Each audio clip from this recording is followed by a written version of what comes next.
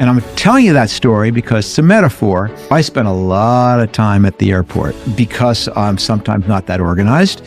I'd be late, and you would find me just sprinting down the concourse in my blazer and my wool coat, trying to desperately make the plane. And what I found out was that probably 49% of the time, I'd pull up to the gate and the plane was delayed, and I'd have to wander onto the plane, no problem at all. I could have made it on crutches. And instead, I'd sit there marinating in my sweat for another hour before the plane took off. Or the other 49% of the time, I'd come sprinting down the concourse and you'd see the plane halfway out in the runway about to take off. And what I realized is it didn't make a difference whether you ran for a plane or not.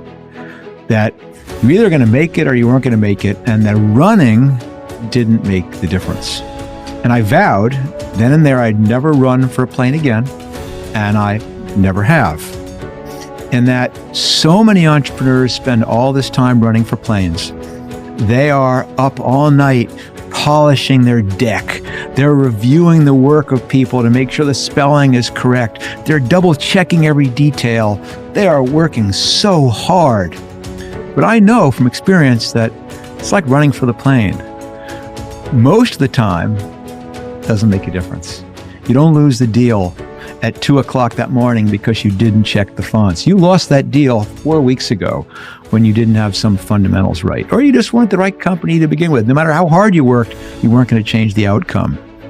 That is the key to having some balance in your life as an entrepreneur, is this recognition that if you're smart about the things that you choose to focus on, you make 99% of the difference.